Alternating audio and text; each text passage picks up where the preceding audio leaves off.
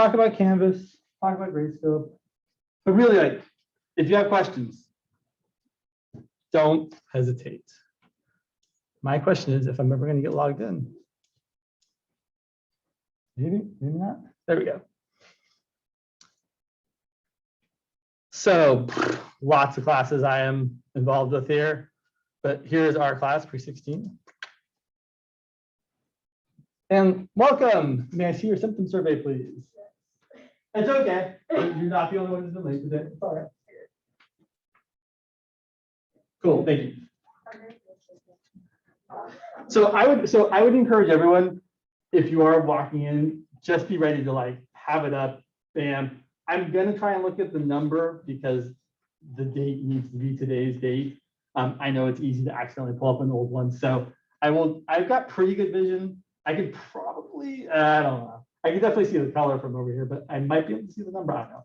I might have to stand like here and be like, okay. So just we'll walk in with them up and we'll do our best to make it not painful. Are they doing this in your other classes? Okay. So I mean, I know this is not like that big a class, so it's relatively easy for me to check all of them, but there are much larger classes on campus. All right, this is going to get old.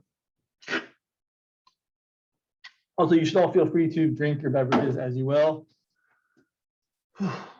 Yeah, okay. So let's talk about Canvas. On the home page, and so obviously you're seeing some things on mine. Let me click to the student view so it's not, I don't know, so you are only seeing the things you would usually see, not all this stuff on the right. On Canvas, on the home page, there's a little bit of information, the recent announcements, all the plethora of announcements I made about do your symptom survey, do your symptom survey, do your symptom survey. And then just kind of the basic info about when and where we meet. You can find the Zoom link like in a million different places on campus. There is one place to find it. So you don't have to come to class in person. I would love to have you in person. I like seeing you all. It's definitely refreshing to be back in person.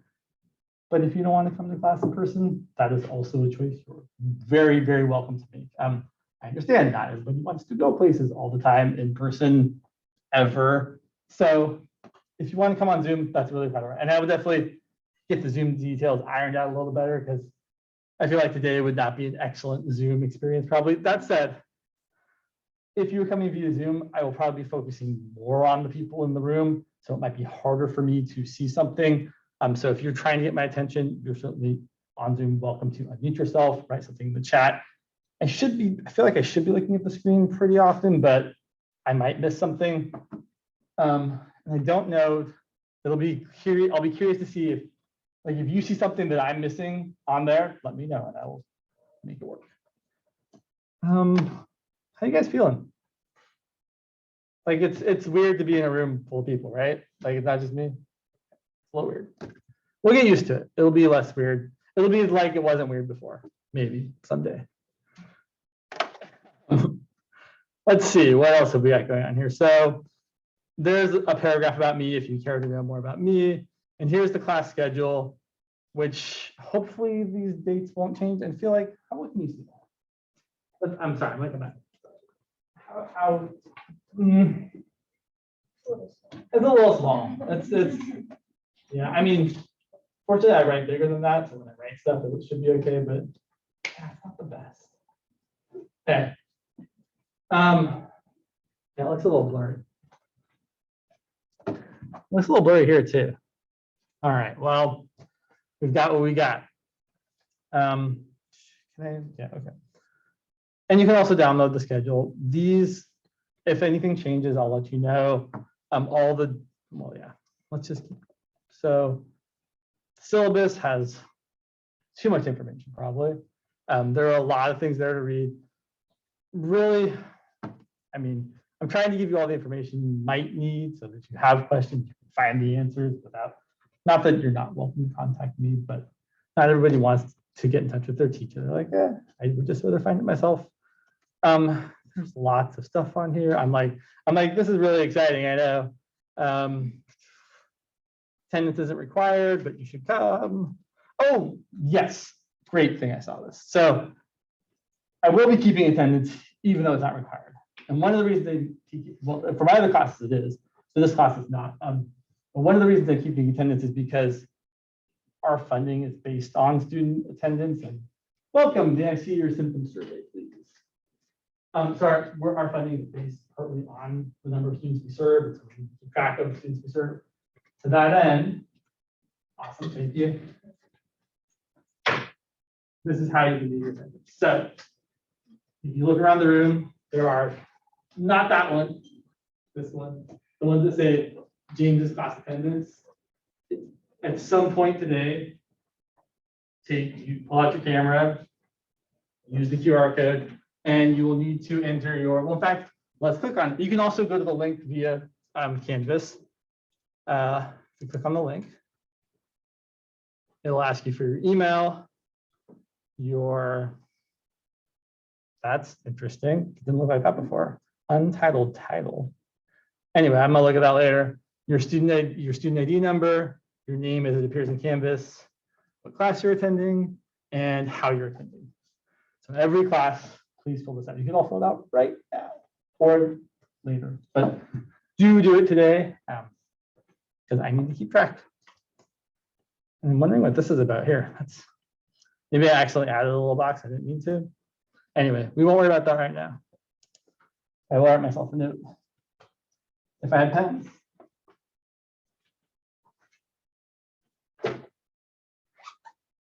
Take a look at that. Let's take a look. Oh, and for those of you that have walked in, sorry, I forgot to possibly hand you the notes. Oh, thank you. Appreciate it. Excellent. Yes, I appreciate you guys looking out for me. Any little bit of help you want to give me, much appreciated. Let's see. Attendance, fill the attendance. Yep. Time commitment. So we meet 3 times a week, 50 minutes each time. The normal expectation, and then really it varies by person, is that you spend like twice as much time as that outside of class doing work to appropriately learn the material. Some of the people will be more than that, some will be less. So the estimate would be that you would be spending about, what did I hear, 300 minutes, 5 hours a week outside of class doing more math. That might not be right. You might need more, you might need less, but you should be spending time. I always like to say, I don't think it's particularly realistic, but I always like to say, you should be doing math every day. I do math every day. I do math when I run. I'm thinking about, okay, I'm going this fast. How long is it gonna take me to finish my run? I actually really do think about like, okay, I know it, because sometimes like this is not so accurate. And I know where some mile markers are. I'm like, okay, I'm at mile 4. It's taking me 34 minutes. That means I'm doing, you know what, 8.5 minute miles. Yeah. So, right. That's the kind of math I do even when I'm not actually doing like writing math on. So do math every day. It's, I don't know. It's something I do because that's how my brain works. You don't have to, obviously, but you can. You can think about all sorts of mathy things. There is no textbook for the course. You could use this textbook. I don't think you need it personally, but if you wanted a resource, it's not a bad resource. If you are using the, God, I can't remember the name of the thing, the all access, the equitable access, thank you. If you have bought into that, I believe this textbook should be available to you. If that is not the case, let me know and I will figure out what I need to do to make sure so that it is. I don't know if I need to do anything, to be perfectly honest, because we usually don't use, we're not in the business of using textbooks for the class that we teach typically. So it's not something we're used to having to deal with. But if you want access to this textbook and you do not have it and you have equitable access, please do let me know, because there's probably something I need to do with the bookstore to make it so that you can. And I'm happy to make that happen. I just don't actually know if there's something I have to do. You guys are like, does this guy work here for? Like, yeah, I worked here for a while. Because things change, you know. This mask is like, so I got this mask because the other one I had, although it's much easier to breathe through, would come off my nose, and that wasn't going to be good. Well, it would come off my nose when I was talking, This one is staying pretty well. Like I can move my mouth around and it's not a problem, but it's hot. I don't love it, but that's all right. So how is this class going to be graded? So there's going to be homework. And as you saw from the schedule, homework is due almost every class day, not quite every class day, but almost every class day. We can go back and look if we want. Sorry, brain. So if we scroll down here, right? So all the little blue ones there, that's a day of homework's due. So homework's due almost every day, not every day. And it is due before class. So like I think the due time is like 10 a.m. the day it's due. If you turn it in late, it's not the end of the world, but there might, well, actually we'll take a look at Gradescope in a minute, we'll see. Yeah, so homework every day. Syllabus. Homework will be worth 30% of your grade. I'll drop your lowest 3 scores. There'll be a quiz almost every week that there isn't a midterm, not quite every week, it's like not on Thanksgiving week because that's terrible. And usually the quiz is on like, I think it's released on a Friday and is due on a Saturday. That said, well, actually, let me go. You guys can read the numbers. Oh, actually, let me make this clear though. So quizzes were 20% overall. The midterms, midterm 2, that should say there. I lost a 2. The midterms are each worth 15%, or if it's better for you, your lower midterm score will be dropped and your final exam will be worth the extra 15%. So it's 15, 15, 20, or 15, 0, 35% for your, so, and I will calculate it both ways, and whichever way is better for you is what you get. So nothing you have to think about. You have to like make a choice at the end, like, do I think I'm going to do on the final or not? No, I will give you the better of the 2 scoring options. That said, the exams will not be in person. I definitely debated this. I was like, I've been doing exams for a whole year, not in person. It's worked pretty well. I'm sure some students have cheated, such is life. I'll say the corny thing, you're really just cheating yourself if you're cheating, right? Because why are you taking this class really? You're taking this class because you probably have to take another math class after, right? Like this isn't the last math class anyone's taking. So I want you to try on the exams to do your best using the resources you're permitted and nothing else, because ultimately you are trying to learn the things so that you can be successful in your future math classes. Your exams and your quizzes, I will delineate later. I will tell you later. Like, why am I trying to use fancy? I will tell you later what materials you're permitted to use for each exam, quizzes. There will be a time limit for each of them. So once you start it in Gradescope, that's when the clock starts. And we'll look at that in a minute here. I think that's kind of it. We'll get there. I keep saying we'll do it. I will get there in a minute. Okay. Homework. Yeah, I don't think I need to read through all of that to you. You guys know how to read. Places to get more math help. There's office hours. There's office hours today right after class. Yeah, today. And then there's tutoring. Both you can click on this link to get tutoring. There's also the drop-in room, which is in the lower level of the library, which is a great place where the student tutors often help people, and it's open. I think 11. I think I wrote it down actually. I did. Oh, I said I didn't change it. That's not right. I changed it on all the other web pages. It's something more like Monday through Thursday, 11 to 4, and Friday 11 to 2, and Sunday 3 to 7-ish. I'll fix it though. But so there are people available, especially Sunday is good because like usually Sunday there's not a lot of other campus resources available. So if you're looking for help on a Sunday because you have homework due on a Monday, the drop-in room in the library is great. You can also help each other. Oh yeah, question. I have the schedule. Thank you. Drop-in thing. It's Sundays 3 to 7, on Monday, Tuesday, Wednesday 11 a.m. to 4 p.m. and Friday 11 a.m. to 1 p.m. I was off 1 hour, Friday 11 to 1. Great. And I think it's also Thursday because there should be a MTWR there. Yep. Yeah, R is Thursday, UC Davis, in case you didn't know. I think they should use H. I think that'd be way better than R because no other days of the week have an H in them, but they chose R anyway. That's just my mini pet peeve. All right. So, but you can also schedule individual appointments with me. So if you click on this link to Calendly, it'll take you to my schedule. And yeah, you could maybe see the thing. Okay, fine. Anyway, you can click on it sometime and see my schedule. I have most of the times I'm available are like, I think every day I'm available like 12:30 or 1 or 1:30, like somewhere around there. So if you're looking for individual help, I think the plan is to do those via Zoom just because it's more manageable, to be honest. But we could also do it in person if you want to do it in person. Yeah. All right. So there's the syllabus. Now let's look at what's actually important, the modules. What time is it? 10:25. Okay. So here's a lot of stuff you should look at. The intro video, which is covering a lot of the same material we're talking about right now. I know. I am definitely a repeater of information. It's just kind of, I'm like, everyone needs to hear it. I need to make sure you hear it. So I'm going to say it like 10 different times. I do recommend definitely watching this video and this video, the how to scan your homework, quiz, and exam documents video, and the assigning questions to pages when you submit stuff in Gradescope. There's also Zoom tips if you're going to attend via Zoom. Here's the, oh yeah, question.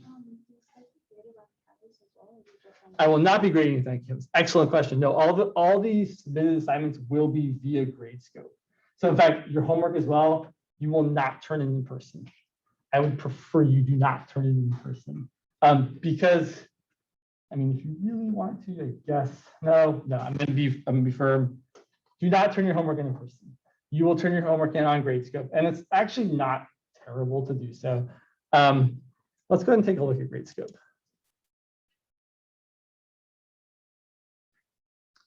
Okay. Interesting. That's what that wasn't logged in. Okay. So here's our Gradescope for Pre16. Here's all the assignments. And so let's look at homework A, for example. Some people have already turned some things in. So when you click on these assignments, the non-exam, non-quiz ones, there's no time limit. You should be able to see the outline. It's just going to tell you what numbers of homework problems to do. And the way you will find those is by looking back at the module, class A, and you can either click on the homework itself or you can click on the problem solving, I guess is the whole thing there, problem solving 5, problem solving 6. So like here's problem solving 5. Let's hopefully not take forever to pull up. Great. And then if you look at the assignment, there's like 3 different places to see the assignment. If you look at Gradescope, you can see, okay, problem solving 5. I'm doing problems 14 through 26 by 2s. So I need to do problems 14, 16, 18, 20, 22, 24, right? Okay. And then also solving 6, these problems. So that's, I feel like that's hopefully fairly clear. Like, I don't think that's too unclear. That assignment will be due next Monday at 10 a.m. So once you've finished it, you will then, I'm not going to repeat all the same information. I'm going to try my best. You will then submit it via Gradescope. Question. Yeah. Do a lot of people use Gradescope? Or? That's a good question. I don't know. I mean, I feel like definitely a lot of other math teachers do. Like I've certainly seen looking at other people's Canvases for this quarter specifically, of at least half of the ones I've looked at have said we're going to be submitting things via Gradescope. So yes, it's definitely a system I would say you all want to get comfortable using, because I imagine at least some of your professors in future quarters will be using it. So it's definitely, if anything else, other than we're going to use it anyway, it's good practice for the future. Yeah. So what I want to say is, after you've completed your assignment, you will scan it. I recommend, what do I recommend? What do I use on my phone? I recommend Genius Scan, but anything is fine. The one thing I will say, and I say this in the video, but I'm gonna make it very clear right now, is that on Genius Scan, when you scan something, before you scan something, you want to change the settings so that the default filter is either color or black and white. You don't want photo, you don't want auto, because those are going to make it look like less nice, right? If you pick black and white or color, it's going to make like a nice, it's going to look like just a PDF document, right? It's not going to look like a picture you took where you see like the background stuff. It's just going to capture the image that you want, and it's going to look excellent. So do that. And then I'm going to not say that you should watch the assigning questions and pages video so that you can upload things to Gradescope correctly. Because after you upload it, then you have to be like, this problem's on this page, this problem's on this page, so that then when I grade it, I'm like, okay, I can see where everything's at. If you don't, I'll let you know. We'll all used to do it. It'll be fine. I know it seems like a lot at the beginning. It's going to be fine, right? It's like, yes, there's a lot of things to talk about right now. We're all going to get used to it by next week. And like, yeah, great. Okay, let's see. So if you aren't sure if this is the right class for you, there are some self-assessment things you can look at. You should let me know if you feel like this might not be the right class for you. We can talk about that personally, individually. There is also a couple module 0 assignments. Homework 0 is just a thing you do where I learn more about you. And also you get practice submitting things on Gradescope. Same thing as midterm 0, also practice for submitting things on Gradescope. I think I had, yeah, well, anyway, whoops, it's fine. Okay. And then there's module, I'm going to do this. You can also minimize these things so they don't like take up all the room in the world. I think I actually have them minimized on my own personal view. Let's take a look. Nope, I don't. Okay. Anyway, each module is for a different class. And as you can see, the beginning ones have a lot of extra stuff. Right, so this first one, there's the blank guided notes, which is what I handed out to everybody. Then there's the completed notes from last time I taught the class. And then there's the homework and the problems for the homework. And then there's all the old video recordings. You can't see this one because I'm like, that one's not that great, but there's video recordings you can see. And then, not for every class, but certainly for class A, there's a plethora of supplemental videos, which you're not required to watch any of them. But if you're looking for more help, this is a great place to get it. These are all done by my former colleague of mine, Jen Healy, who's an excellent teacher. So I definitely recommend if you are like not sure how to do the vertex form, or completing the square, and you didn't find my instruction in class particularly useful, you can of course come see me in office hours, but you can also look here and be like, oh yeah, there's another example that makes more sense. So there's a lot of resources, right? There's other things like Khan Academy as well, which you can certainly look at, right? We are not at a loss for places to get help with math. We just have to look for those places. So if you're struggling, or even if you're just like, I feel like struggling is like a little too dramatic. If you feel like you need a little more help, don't hesitate to get it. I'm here to give it to you. I'm here to point you with other people who can give it to you. If you don't like me, it's really fine. Like not everybody likes me, that's okay. Sorry. Guys, like fine. All right, I need to like take a breath. Stop that. Take a drink. Everybody take a drink. Yeah, I drink a lot more water when I teach usually. Okay. So let me pause. Oh, there was one other thing. I'll pause anyway. Any questions? Yes. Do we have to print out our homework? No. So the homework, you can certainly you could pull it up on your phone and look at the problems and then write down your answers. Oh, okay. So you certainly, in fact, there isn't really, I would say you don't want to print it out because the problem solvings that are where you're going to access the problems, I don't think they're particularly written in a way where you're intended to write your answers on them, right? Like there's not room to write answers on that. So yeah, good question. And the answer is definitely no. You do not need to print these out.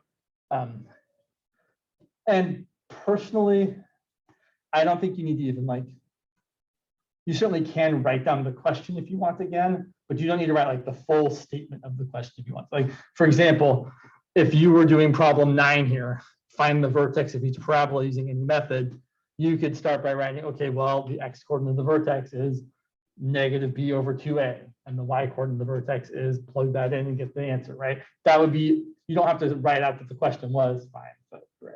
So I think you can also write up. I know lots of people do like to write up the question, so they don't forget what it is. The one thing I will say people have had kind of small issues with in the past with the problem solvings is sometimes people read the wrong question. So just try, and also sometimes people sometimes like transpose the questions to the wrong set. So I've seen people do, for example, I've definitely seen people do, whoops, sure, we'll do that. Here's the assignments. I've seen people accidentally do like these problems for that problem solving and vice versa. So just make sure you're careful. Speaking of the assignments, you can see all the homework assignments here. You can see all the quizzes. You can see the midterms, the final. You can't, like, there aren't, I don't think there is a quiz yet. Let's find out what happens if we load it in the window.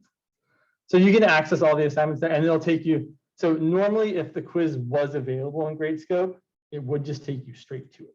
But since it's not, it takes you just to the Gradescope page for the class. So something isn't available yet. That's what will usually happen.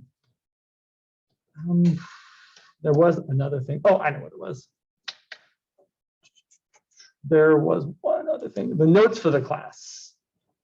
I will post the notes for the class on Canvas, but I'm also going to post them on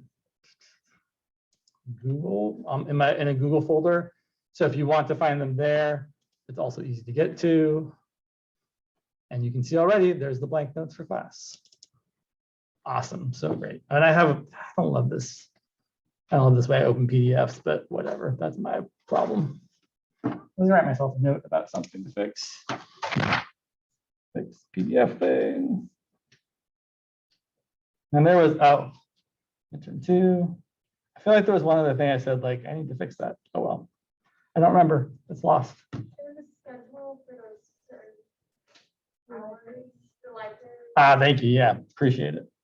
A drop in hours. Cool. All right. I've said a lot of things.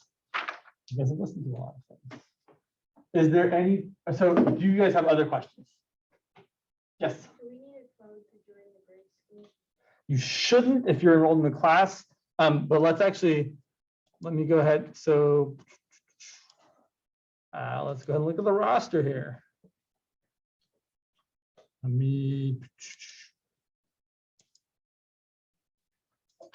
if you're enrolled in Pre16A, you should be on the Gradescope roster. I'm syncing it again just in case you weren't already on there. So I believe you should be on there already, but if you're not, you can come talk to me later after class. I don't want to look for you right now because they're like, oh, let's look at everybody. Hope some of you already know it there. Very exciting, I know. Other questions? Yeah.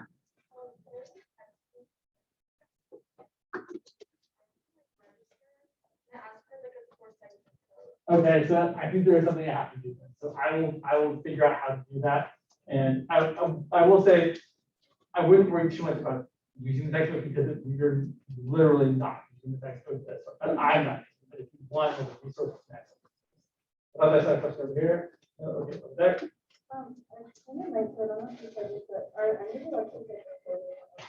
They are recorded and they will be uploaded to. They'll be put on Canvas, so you can find them on. In fact, I'll show you. Yeah, we'll get to it in a second. If you look at the modules, I will typically in each class module upload the video from class. So you can, and in fact, you can look at the old video recordings from last year if you want to as well, which will be very similar. Except I have a beard. So, question. I see the answer right now. I was just gonna ask what like PS stood for. PS stands for problem solving. Yes, I see it right there.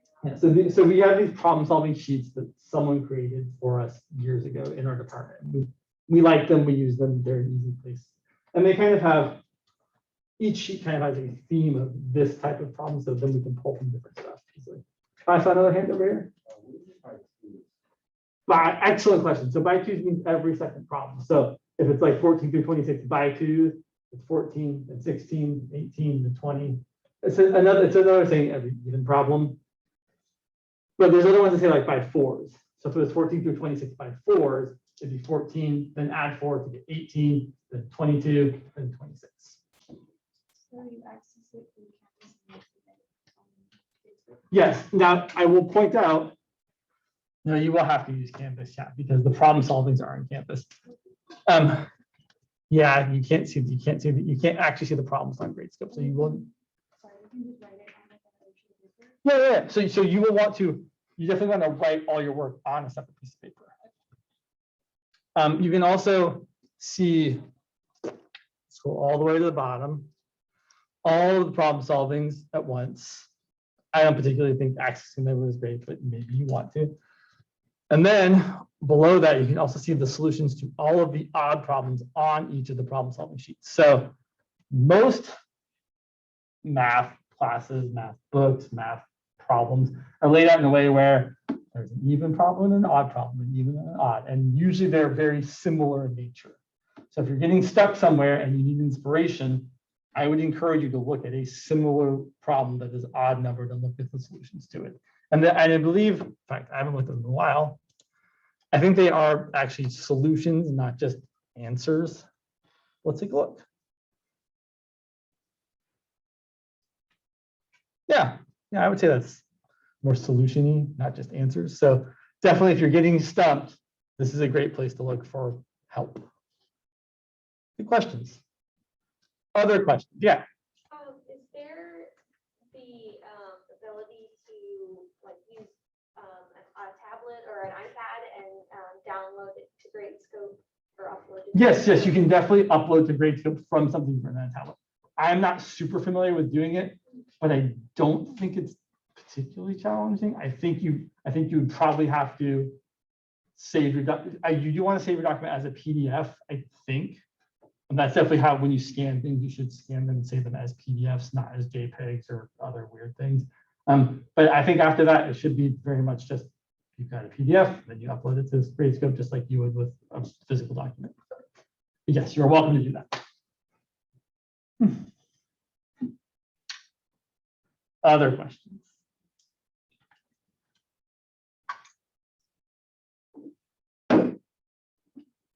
Oh yeah, sorry. Do we need a graphing calculator? You do not need a graphing calculator. And I would say, like, normally in the past I would said, but you probably want one. Honestly, what you really want to do is learn how to use Desmos, if you haven't already. Desmos is an excellent tool, especially, it's a great tool for all classes.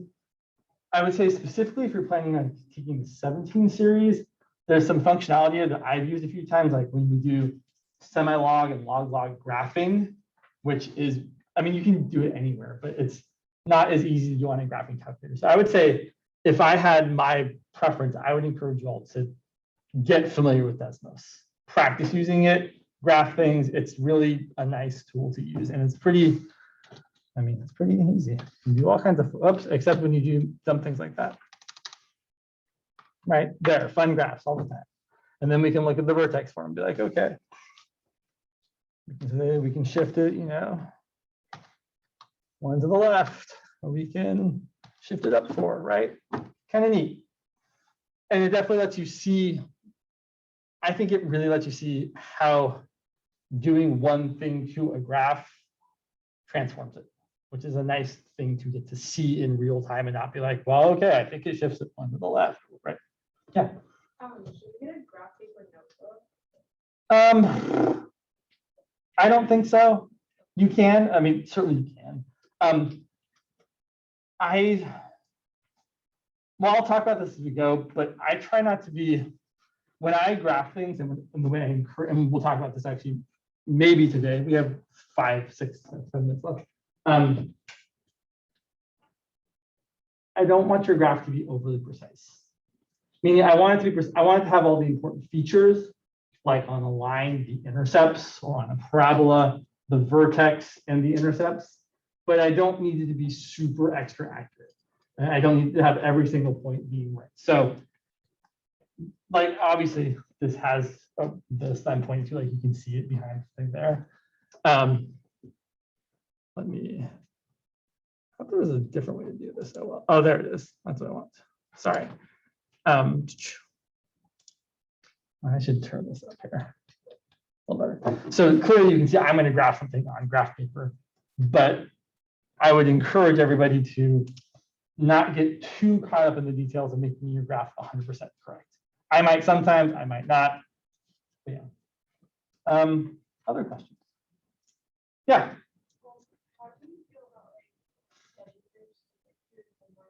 I think that's great. You should definitely stay together. There's a whole thing on the, I think on the syllabus about how like your work should be your own. And that means like you should be able to like say the things you've done. So you shouldn't be copying other people's work. You shouldn't be copying answers from the book. Not that there is a book to copy answers from, but you get my meaning, right? So you should be able, you should understand what you're writing before you're writing it down. But you should definitely work together. I highly encourage you to get to know each other in class. Definitely work together. You are a source for each other. You're a check for each other. It's great to work on a problem independently and then come together and be like, oh, I got this, you got that. We both got the same answer, great, or we didn't. Let's discuss why we didn't. So yes, work together. It's great. It feels almost silly to start doing things with 5 minutes left. But I'm a silly guy, so we're going to start doing things. Let's talk about lines for just a minute. And so we're definitely going to continue with this, right? We're clearly not going to finish this today. We're going to finish this on Friday. But let's go ahead and talk about lines. There are 2 different forms. Actually, there's more than 2. There's 2 we're going to talk about forms for the equations of lines. And they are the slope-intercept. Hopefully my penmanship is not too terrible. That's all right. Which is the y equals mx plus b. So-called slope-intercept because when you look at it, you can see the slope of the line and the y-intercept.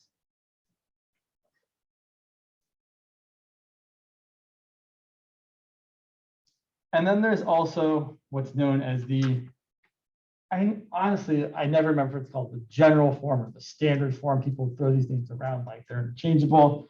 The other form is the, I feel like it's the general form. Even though I've written standard on my notes here, I'm pretty sure it's actually general. General form is this ax plus by equal to c. And it doesn't show you as much information about the line, but it might be easier to find the x and y intercepts this way. It might not, to be perfectly honest. It might be just as easy the other way. But this is kind of a, so the thing about this form here is that lots of other equations are also written in what's called a general form, where you have like kind of all the highest powers of x and then all the highest powers of y in kind of this descending order. Excuse me. And it's where you write all the x's and y's on one side and the constant on the other. I'm very kind of burpy all the time. Sorry. So general form has its uses. We'll definitely talk about writing the equation of a circle in the general form versus the standard form. So there's some usage there. So how to graph a line? Well, the best way to graph a line, the way I encourage everyone to graph a line, is unless it's vertical or horizontal, because you can't do it then. But if it's a regular line that has like an increasing or decreasing slope, you want to find the x and y intercept. To graph a line, you only need 2 points. And most people are going to ask you to find the intercepts anyway. So if you have to find the intercepts and you only need 2 points, well, that's it. You're done, right? So we're going to find the y-intercept, and we're going to find the y-intercept by setting x equal to 0. Because if you're on the y-axis, you haven't moved left or right, so x has to be 0. And then we solve for y. And so we can do that over here. I'm going to try and, like, if I have enough room, sure. So here the y-intercept, I mean, it's really easy to see, right? If we set x equal to 0, we're going to get y equal to -4. And so this line here has a y-intercept of -4. And x is 0. And then in a similar way to find the x-intercept, we're going to set y equal to 0. And we're going to solve for x. And I should point out, this isn't just true for lines. This is true for any graphing. Right? If you're trying to find y-intercepts, you're always setting x equal to 0. If you're trying to find x-intercepts, you're always setting y equal to 0. That is always the way. And so let me just graph this line and then we will call it a day because it's 10:49. So if I set y equal to 0, and we're doing definitely the first one here. If y equals 0, well, then we have to do a little more work. So I'm going to have 0 equal to 2x minus 4. I'm going to get 4 equal to 2x. I'm going to get 2 equal to x. So that's my x-intercept. And so this is where I've drawn myself into a corner, and that I have to be very precise now. I have to draw my line right because I've got this graph paper. Whereas if I didn't have graph paper and I was just like doing it on my own, I'd be like, okay, here's my XY coordinate system. Here's my line, and then I'm going to label them 0, -4, and 2, 0. That's how I usually do it because my drawing skills aren't always great. But I know that way that they're labeled correctly. Whereas this way, I have to be very careful and make sure I draw it right. Okay, let's see. Okay, good. Turned out right. Turned out okay. That last part there looks a little terrible, though. I'm not gonna lie. So it's 10:50. I'm going to stop class, but the last thing I want to say is that this is how you should graph lines. Find the x-intercept and the y-intercept, draw a line between them. And I definitely recommend doing it this way and not finding a point and then going like the slope here is 2 over 1 up 2. That is also a fine method, but I'm still going to ask you to find the intercepts anyway. So you might as well not. I could say the mantra of this class is you might as well not do more work than you need to do. That's kind of my mantra for all the math classes. Don't do more work than you need to do.